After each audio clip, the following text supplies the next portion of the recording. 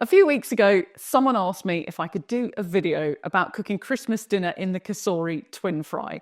Now, if you have the twin fry or you have the Ninja equivalent, the Flex Straw, or pretty much any other air fryer, and you're planning on cooking some or all of Christmas dinner in it, there should be something for you of use in this video. I'll show you the timings and temperatures we used, the results that we got, some accessories that we used and others that we rejected, and even how much energy it used from start to finish, including heating up the pudding. Okay, so to begin with, some of you watching this will need answers instantly. So for you, the times of the different sections of this video are on the screen right now. And below in the description, I will also give you the basic outline of timings and temperatures if you need an instant answer. First things first, this is not supposed to be an expert guide, but hopefully seeing how we did it will inspire you and show you what's possible. I'm working on the basis of cooking for 4 people. I think because of the number of different components involved in a Christmas dinner, if you're cooking for more, you will probably need to use the air fryer as one element of the cooking process, not for the entire thing. The first thing we cooked was Yorkshire puddings. You can cook them several days or weeks in advance and then chuck them in a bag and stick them in the freezer if you want. But if you're doing them on the day, do them first. Then they can sit on the side and be reheated if you want before serving. Although arguably, I think you can serve them at room temperature and then just pour hot gravy over the top, and that works brilliantly too. For my Yorkshires, I used 140 grams of flour, 4 eggs and 200 ml of milk. That will make 12, so if you're cooking for 4 people, you probably want to use half quantities. After it was mixed, I rested the batter in the fridge for 30 minutes. Now, the biggest decision with Yorkshires is what you should cook them in. I tried out 3 different pieces of cookware. The first test was silicone versus metal pudding basins. I preheated the oil on air fry at 200 Celsius for 3 minutes and then added the batter and cooked for 15 minutes.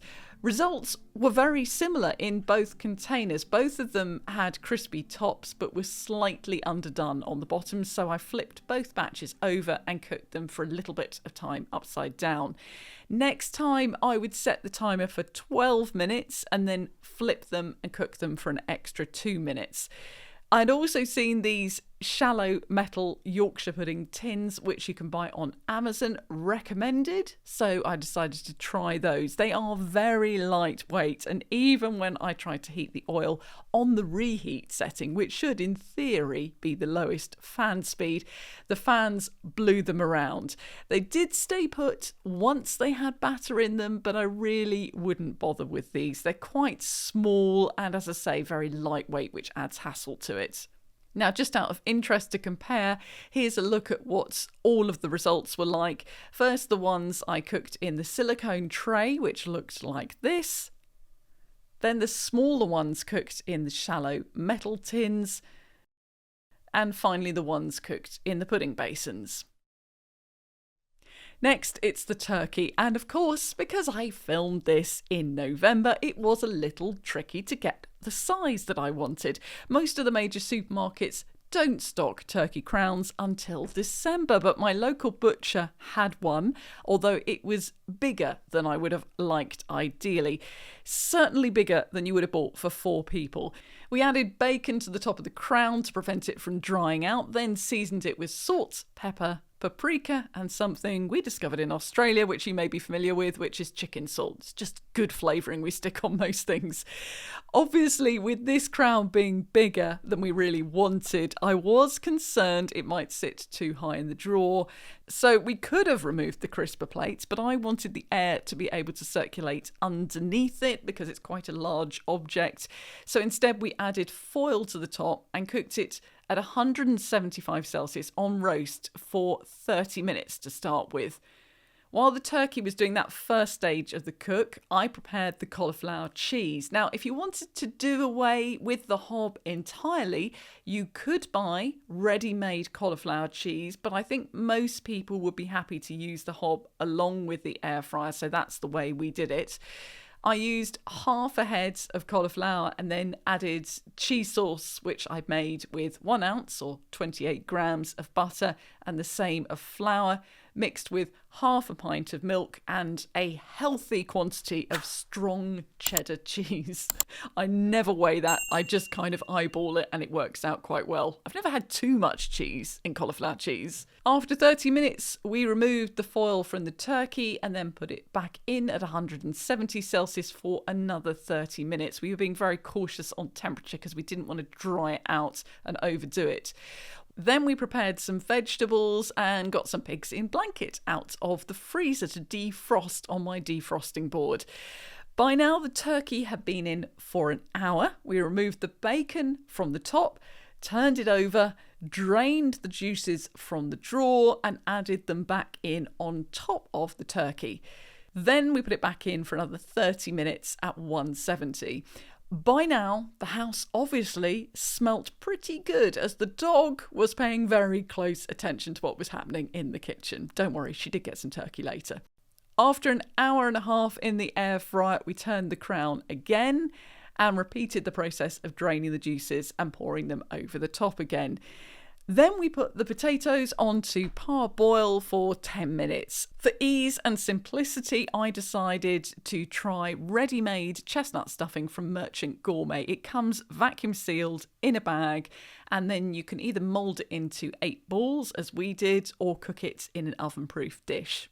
Once the potatoes were cooked, we drained them and then put them back in the original saucepan, added some oil, salt and pepper, flour and paprika, and then put the lid on and gave them a really good shake to rough them up. After 2 hours, the turkey was done, and so we took it out to rest and then cooked the vegetables. Now, obviously, you can steam your vegetables, but we were trying to do as much as we could in the air fryer to see what is possible. So for the carrots and Brussels sprouts, we packaged them up in a foil package with a couple of knobs of butter. The potatoes had already done 10 minutes in the air fryer by this stage, and at that point we added pigs in blankets, stuffing, cauliflower cheese and the foil parcel that the vegetables were in.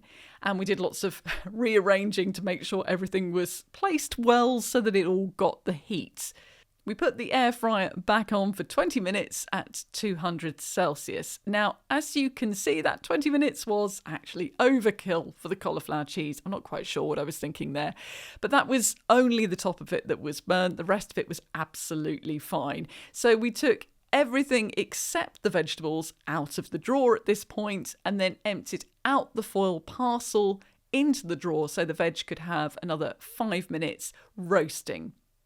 And we also chucked the Yorkshires back in for a couple of minutes to warm through. And here are the results. I confess we were all very hungry by this stage and I really should have shot some video, but you'll just have to make do with that photograph of it. And so the only slight fail in all of this was the cauliflower cheese getting burnt on top, but we stirred it up in the dish and no one would have known. There was, of course, one final part of Christmas dinner, which was the Christmas pudding. Whether you have made your own or bought one from the shop, it's going to need heating through on the day. The instructions for this M&S one advise steaming or doing it in a microwave, but I wanted to see if you could do it in an air fryer if you had to. So I removed it from its plastic container by running a knife around the edge and then put it in a small metal tin, which you may have noticed I use for loads of things in the air fryer. Covered the tin with foil and put it in at 165 for 20 minutes. If I was going to do it again, I'd turn that temperature up to 180 just to make sure it was piping hot all the way through. But the Christmas pudding did cook through and it didn't dry out. It's definitely more moist when steamed, but I wouldn't say it was bad in the air fryer either. One final piece of information. How much energy did all of this use? Well, the main course used 4.621 kilowatt hours, and with the extra 20 minutes added for the pudding, it was 4.852 kilowatt hours. At current prices, at the energy cap, which is 24.5p per kilowatt hour, that means the energy used in the air fryer, but obviously excluding the hob, cost £1.19. So I hope you found that video helpful, and if you've got any inspired ideas about things that you'll be doing with your air fryer at Christmas, then do drop them in the comments below, because I'm sure they'll be helpful for other people.